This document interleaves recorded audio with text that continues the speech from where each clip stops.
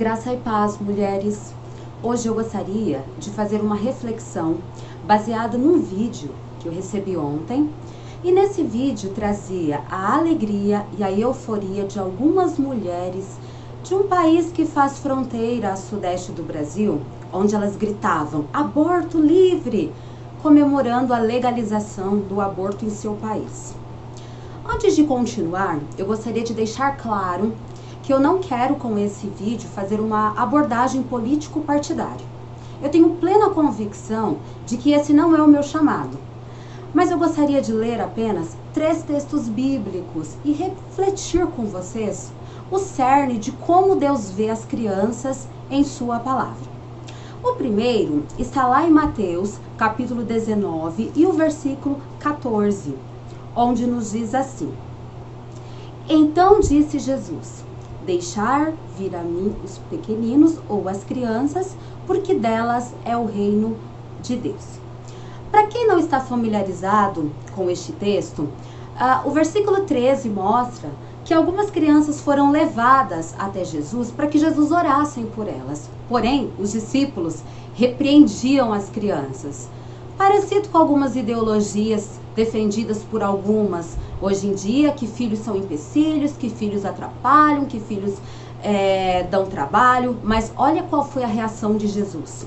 Ele disse assim: olha, deixai vir a mim as crianças e não as impeçais. Ou seja, ele ainda deu uma bronca nos discípulos que estavam colocando empecilho para que elas pudessem se aproximar de Jesus. O outro texto que eu gostaria de ler com vocês é Salmo 127 e 3. Salmo de número 127 e 3. Se você tiver aí a sua Bíblia em casa, por favor, faça a leitura comigo. Nos diz assim: Herança do Senhor são os filhos, o fruto do ventre, seu galardão. Ou seja, Deus está dizendo em sua palavra que os filhos são herança dele e que o fruto do ventre, o seu galardão. Quem disse isso foi Deus. Agora me responde algo. O que você faria com alguém que matasse a sua herança? O que você faria? E o terceiro está lá em 1 Samuel, no capítulo 2 e no versículo 6. Este texto é sobre o cântico de Ana. Ana foi aquela mulher que era estéril e orou incessantemente por muito tempo para que ela fosse liberta da sua esterilidade. E ela diz assim: olha, o Senhor é o que tira a vida e a dá, faz descer a sepultura e faz subir. Ou seja, se é de Deus esse controle, quem é o ser humano, quem sou eu ou quem é você, tá? Para pensar que tem o poder de tirar a vida e não ter que arcar com as consequências. Ah, mas a fulana falou, mas a cicrana. Deixa eu ler uma parte também do meu livro que eu acho que vai acrescentar. Na página 48 diz assim: Uma mulher cristã possui a mente de Cristo. O Espírito Santo, que é Deus, habita em nós. Como podemos imaginar sermos iguais a uma multidão de mulheres naturais e não mulheres espirituais? Esse texto faz eco ao que Tito diz nas Sagradas Escrituras, que as mulheres idôneas, as mulheres espirituais, deveriam aconselhar as mulheres mais jovens. Ou seja, uma mulher cristã, ela possui a mente de Cristo, porque o Espírito Santo é quem domina a sua mente. Então, o que eu quero dizer com esses textos? Que a nossa Constituição maior é a Bíblia e obedecemos a todas as leis constitucionais, desde que não ferem as leis do nosso Deus. Aí houve um tempo em que essa reflexão era algo sem importância, era algo que sem relevância. Por quê? Porque a maioria das mulheres viam no ato de ser mãe uma bênção. Mulheres como Raquel, Rebeca, Ana, Sara e tantas outras que faziam de suas vidas uma oração com um único pedido: serem curadas de suas esterilidades para que pudessem ser mães. E a exemplo de Joquebede, preferiam colocar seu filho num cesto e colocá-lo no rio do que entregar para ser morto por Herodes. Hoje, infelizmente, há debates e mais debates para a descriminalização do aborto. Aborto, para quem não está muito familiarizado com o termo, é a morte de uma criança no ventre de sua mãe, produzida durante qualquer momento da etapa que vai desde a fecundação até o momento do nascimento. E eu não estou aqui me referindo ao aborto espontâneo, aquele que é causado por diversos fatores e sem intervenção externa. Eu estou me referindo ao aborto provocado, a você tirar a vida do seu filho.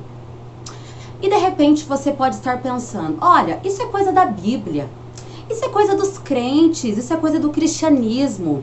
É sim, mas como historiadora que eu sou, deixa eu te mostrar que em outras leis também eram crimes o aborto. Por exemplo, o Código de Hammurabi, que é considerado o mais antigo registro do texto jurídico da história, condenava o aborto. O Código de Napoleão era considerado crime hediondo. No Código Criminal do Império do Brasil, era proibido. E hoje, como estamos? Hoje, a legislação brasileira permite apenas nos casos de risco de morte da mulher, estupro e anencefalia. Nos demais casos, o aborto ainda é crime. Isso está lá no artigo 124 do Código Penal. No entanto, precisamos ficar atentas porque no Congresso Nacional há muitos projetos de lei tramitando com a proposta de legalizar em qualquer caso o aborto. E muitas mulheres dizendo representar a nós mulheres, lutando por isso, para que o aborto seja descriminalizado. Primeiro, elas não nos representam. Segundo, nós cristãs seguimos a Bíblia. Em Êxodo capítulo 20, versículo 13 nos diz: não matarás. Esse é o mandamento bíblico. E é a Bíblia quem dita o nosso estilo de vida. E mulheres, não se enganem. Muitas mulheres, após terem cometido o aborto, têm queda da autoestima pessoal, frigidez, culpabilidade, desordens nervosas, doenças psicossomáticas, depressões. E você ainda pensa que o aborto pode ser uma opção? Nunca foi uma opção. E é pecado. E os que assim procederem ou apoiar causas que o fazem, vão ter que arcar com as consequências. Não acreditem na mentira da serpente. Acredite. O seu filho é de Deus.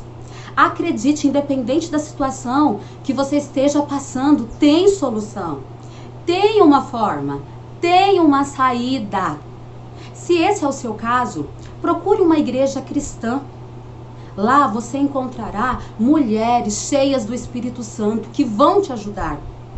Assim como Deus não abandonou Agar, uma mulher que foi abandonada pelo pai do seu filho em pleno deserto, Deus não vai te abandonar.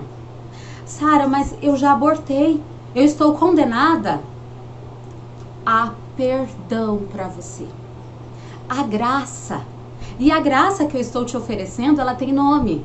É Jesus Cristo. Ele morreu para perdoar os meus e os seus pecados. Fale com Ele.